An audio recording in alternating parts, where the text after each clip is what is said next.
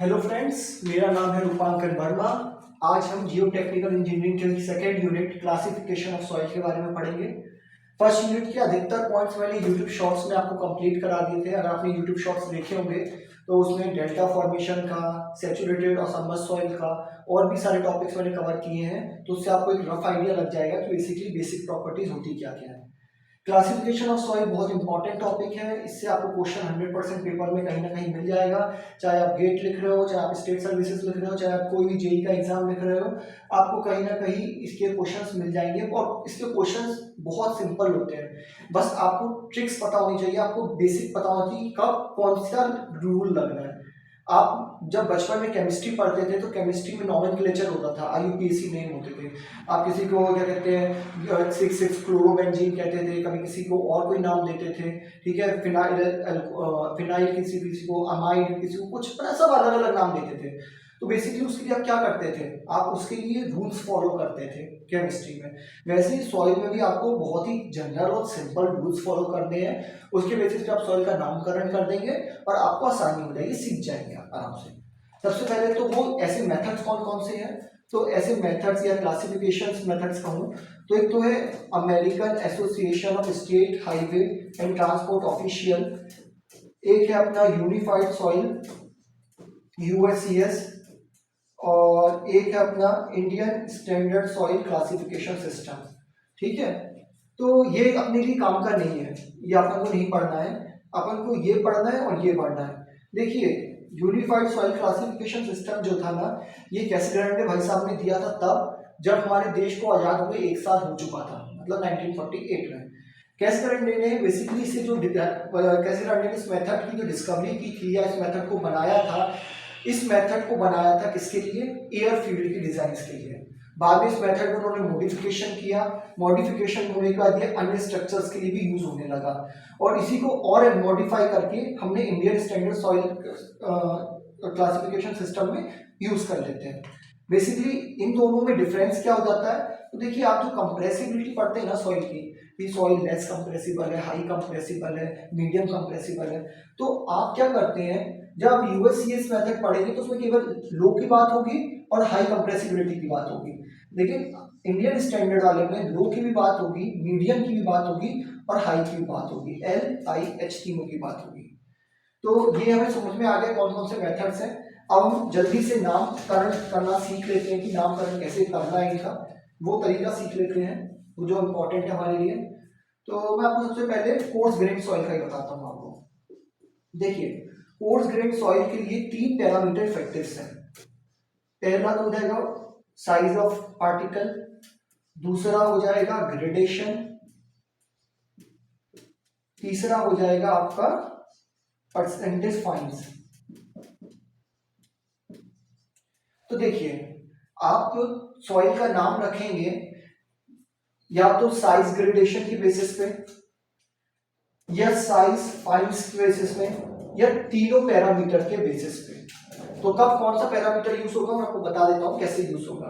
देखिए, आपके पास सबसे पहले तो आप ये पता कर लीजिए कि आप पता कैसे करेंगे कि सैंड है, क्ले है, सिल्ट है, ग्रेवल है, कोर्स है, क्या है। ये पता करने का तरीका क्या होगा? सबसे पहले इनिशियल स्टेप बता रहा हूं आपको।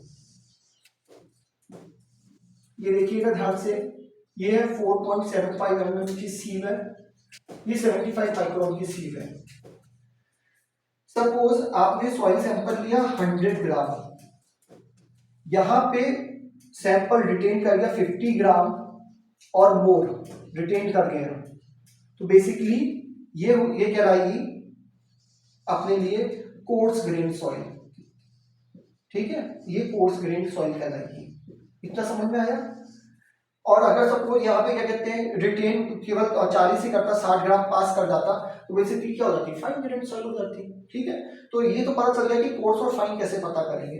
अब कोर्स में भी, कोर्स ग्रेन सॉइल में भी ये ग्रेवल है कि सैंड है, ये पता करने के लिए आप क्या करेंगे, आप फिर से सैंपल लेंगे। सपोज आपने 100 ग्राम सैंपल लिया, सिमिलर थिंग 50 ग्राम या उससे ज्यादा रिटेन कर गया, ऊपर रिटेन कर गया, तो बेसिकली ये हो जाएगा मेरे लिए ग्रेवल।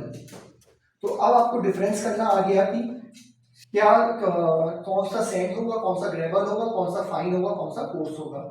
तो ये डिफरेंस आपने करना सीख लिया। अब आ जाते हैं मेन मुद्दे पे, इनका नामकरण कैसे करेंगे। तो नामकरण इनका 3 क्राइटेरिया में किया जाता है, मैं आपको बता रहा हूं। आपने परसेंटेज फाइन्स के बारे में पढ़ा था। परसेंटेज फाइन या तो लेस देन 5% है या 5 to 12% परसेंटेज फाइन्स है, या 12 फाइननेस या परसेंटेज फाइन आपके 12% से ज्यादा है। ठीक है, 12% से ज्यादा है। तो अगर 5 से कम परसेंट है फाइन्स का तो अपन इसे 5% से कम है तो नॉट यूज्ड, अपन इसे यूज ही नहीं करेंगे। नामकरण करने में, नाम देने में हम इसका यूज नहीं करेंगे। अपन क्या यूज करेंगे, CUCC का कॉन्सेप्ट यूज करेंगे। ग्रेडेशन बेसिकली जो होता है, मैं यहाँ पे नीचे लिख देता हूँ ताकि आपको समझ में आ जाए।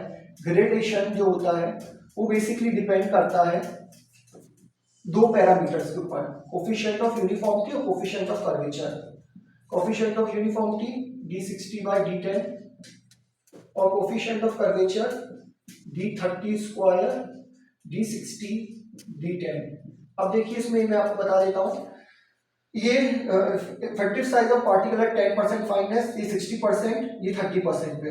D10 ये D10 इंपॉर्टेंट होता है क्योंकि इसे effective size of soil particle भी कहा जाता है कि ये D10 आपका आगे जाके हेजेंस इक्वेशन पढ़ेंगे परमेबिलिटी में, और भी चीजें पढ़ेंगे तो D10 का बहुत यूज होगा।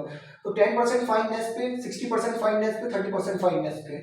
Coefficient of uniformity, coefficient of curvature की कुछ वैल्यूज हैं।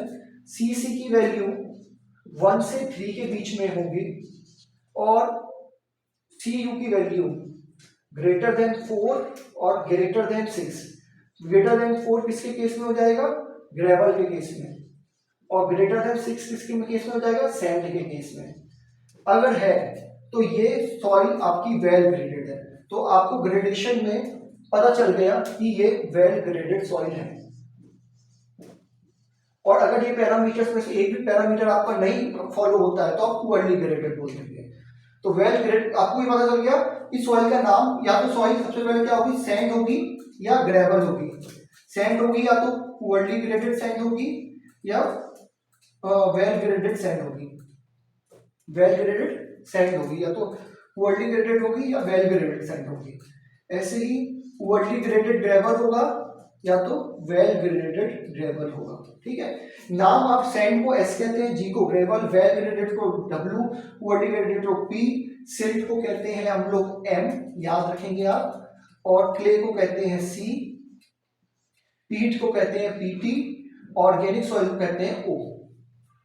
तो ये सब आपको नाम पता होने चाहिए। तो हमारा ये कंप्लीट हो गया ग्रेडेशन की वजह से। ये तो एक तो चीज समझ में आ गई, अगर लेस देन 5% है आपके परसेंटेज फाइन्स तो या तो यही 4 नाम बनेंगे, SP, SW, GP, GW, है ना। इसके अलावा कुछ भी नाम नहीं बनेंगे। यही बेसिक अप्रोच तक मैंने आपको बता दिया। ठीक है, तो उसके बाद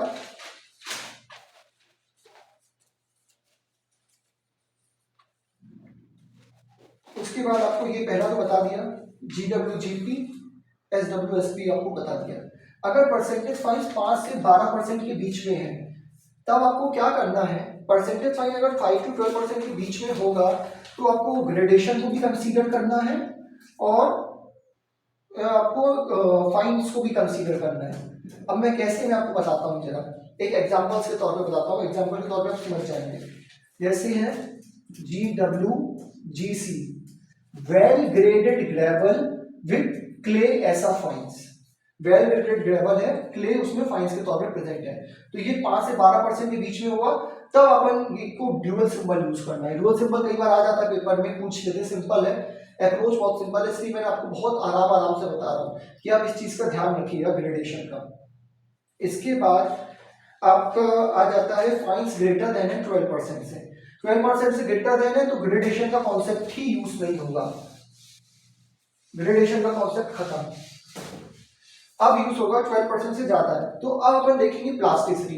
अच्छा एक चीज बताओ, IP की वैल्यू, प्लास्टिसिटी इंडेक्स की वैल्यू क्ले के केस में ज्यादा होगी, सैंड के केस में ज्यादा होगी, सॉरी प्लास्टिसिटी की वैल्यू जो है IP जो है वो सिल्ट में ज्यादा होगा कि क्ले में ज्यादा होगा? तो अब मैं बोलूंगा भाई सीधी सी बात है, सिल्ट में आईपी कम होगा, क्ले में आईपी ज्यादा होगा। तो अगर आईपी 4% से कम है,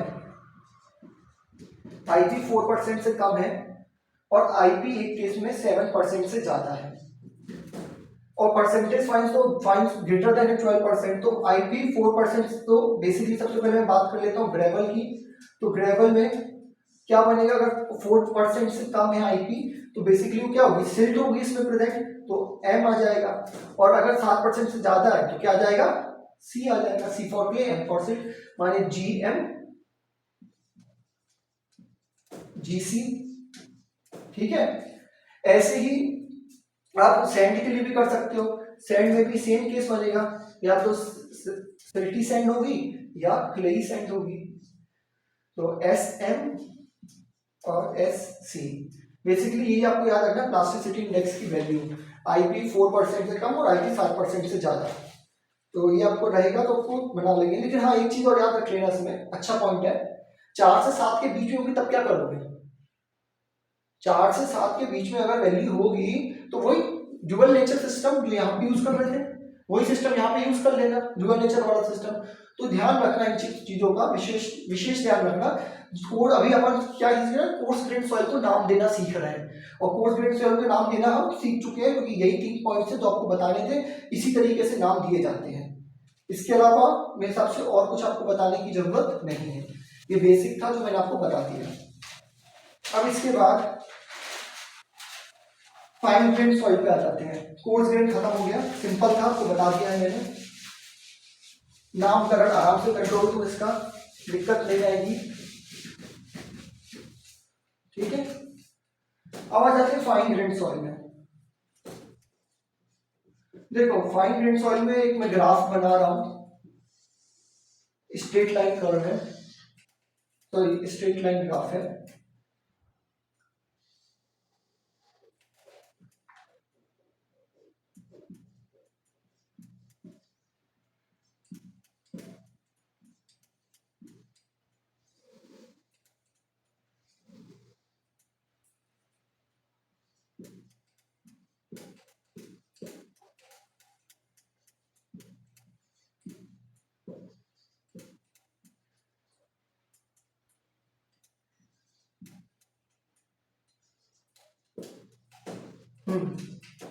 इस ग्राफ की कोई इक्वेशन होगी, कोई इक्वेशन मैं लिख देता हूं। ये आईपी है प्लास्टिसिटी इंडेक्स, ये लिक्विड लिमिट है WL। तो देखिए इसकी इक्वेशन है आईपी शुड बी 0.73 WL -20। अब आप अभी के लिए मान के चलिए आपको नामकरण करना सीखना है, मैं आपको जनरल एक का नामकरण करना सिखा रहा हूँ। आपके पेपर में क्वेश्चन कैसे आएगा और आपको सॉल्व कैसे करना है। आपके पेपर में आईपी गिवन आएगा, सपोज आपके पेपर में आईपी आपको गिवन आया कितना, 20 आया गिवन, आईपी 20 है। ठीक है, आईपी पेपर में गिवन आया 20 और आपको लिक्विड लिमिट उन्होंने दे दी 30। ठीक है, लिक्विड लिमिट उन्होंने 30 दे दी। तो जब लिक्विड लिमिट 30 दे दी तो उससे आप यहां से आईपी इक्वेशन से फाइंड आउट कर लोगे, इंटू 10 मतलब 7.3। अब देखिए जो लाइन पे वैल्यू होगी 7.3 lies on the line, basically line पे लाई करेगा, यहाँ पे ही होगा। 35 से कम लिया है मैंने लिक्विड लिमिट, तो यहाँ कहीं लाई कर रहा होगा। 2 मिनट, एक चीज और बता दूं, अब अलग से वो खींच दूं। ठीक है, क्लियर है? ठीक है, तो यही कहीं लाई कर रहा होगा वो बेसिकली। तो आपको एक चीज तो क्लियर हो जाएगी यहाँ से, ये तो CL है, CICH है, उसका अलग ग्राफ है, उससे मैं कंसीडर करिए। ये आईपी 4 से 7% के लिए। ठीक है, ये मैं आपको बताऊंगा अलग से क्या कॉन्सेप्ट है, लेकिन आप पहले ये समझिए 7.3 आ रही है इस लाइन पे वैल्यू, और गिवन है 20 माने ऊपर, मतलब इस लाइन से ऊपर की वैल्यू गिवन है, और ऊपर क्या प्रेजेंट है, क्ले। तो ये चीज क्लियर हो गई कि ये क्ले है। अब कंप्रेस इसकी क्या कहते हैं, लिक्विड लिमिट के बेसिस पे लिक्विड लिमिट 30 है, जो कि 35 की लिमिट से पहले है। देखिए W या तो WL 35 से कम या 35 से 50 के बीच में, या 50 से ज्यादा। तो 35 से कम है तो बेसिकली क्या हो जाएगी, लो कंप्रेसिबिलिटी। तो play with low compressibility, CL इसका नामकरण हो गया। कई बार पेपर में क्वेश्चन आ जाता है कि पूछ लेते हैं कि अगर आपकी आईपी की वैल्यू प्लास्टिसिटी इंडेक्स की वैल्यू 4 से 7% के बीच में है, तो 4 से 7% के बीच में, तो इनका जो नामकरण जो होता है, ये जो एरिया होता है ये होता है सीआर और ML. Clay with low compressibility, क्योंकि लो कंप्रेसिबिलिटी वाला एरिया है, सिल्ट विथ लो कंप्रेसिबिलिटी, अगर 4 से 7% के बीच में आपकी आईपी की वैल्यू वेरी कर रही है तो उस कंडीशन में अपन ऐसे देते हैं। तो इस तरह से आप सीख गए कि फाइन ग्रेड सॉइल का नाम कैसे करना है। कोर्स ग्रेड सॉइल में पहले साइज से पता करना था ग्रेवल है कि सैंड है, उसका ग्रेडेशन से पता करना था वेल ग्रेडेड है पुअरली ग्रेडेड है, उसके बाद फाइन से पता करना था किस प्रकार का क्ले ऐसा फाइन से है, सिल्ट ऐसा फाइन से है। फाइन ग्रेड सॉइल सबसे सिंपल रहता है, आप डायरेक्ट पता कर सकते हो, फॉर्मूला आपको दिया हुआ है, फॉर्मूले में वैल्यू पुट करो और जो गिवन वैल्यू है उन दोनों में कंपैरिजन करो। अगर गिवन वैल्यू फॉर्मूले की गिवन फॉर्मूले में जो आंसर आ रहा है उससे ज्यादा है, अगर गिवन वैल्यू माने कर्व के ऊपर वैल्यू लाई कर रही है, मतलब वो जाएगी क्ले, और अगर वैल्यू कम आ रही है तो कर्व के नीचे लाइन कर रही है, या तो होगी सिल्ट या तो होगी ऑर्गेनिक सॉइल। कैसे पता करेंगे सिल्ट है कि ऑर्गेनिक सॉइल है, तो सॉइल या तो ऑर्गेनिक नेचर की होगी या इनऑर्गेनिक नेचर की होगी। इनऑर्गेनिक होगी तो मतलब सिल्ट है, वरना ऑर्गेनिक नेचर की तो ऑर्गेनिक सॉइल है। उसके बाद कंप्रेसिबिलिटी या लिक्विड लिमिट की वैल्यू के बेसिस पे आप बेसिकली पता कर लोगे, 35 से कम है तो लो है, 35 से 50 है तो मीडियम है, 50 से ज्यादा है हाई है। तो आई होप सो आप लोगों को समझ में आया होगा, और आप लोगों से रिक्वेस्ट है आप सभी लोगों से कि चैनल को ज्यादा से ज्यादा सब्सक्राइब करें, क्योंकि आपके सब्सक्रिप्शन से, आपके चैनल सब्सक्राइब करने से हमें मोरल बूस्ट मिलता है, और ज्यादा से ज्यादा वीडियो को लाइक और शेयर करें। Thank you very much.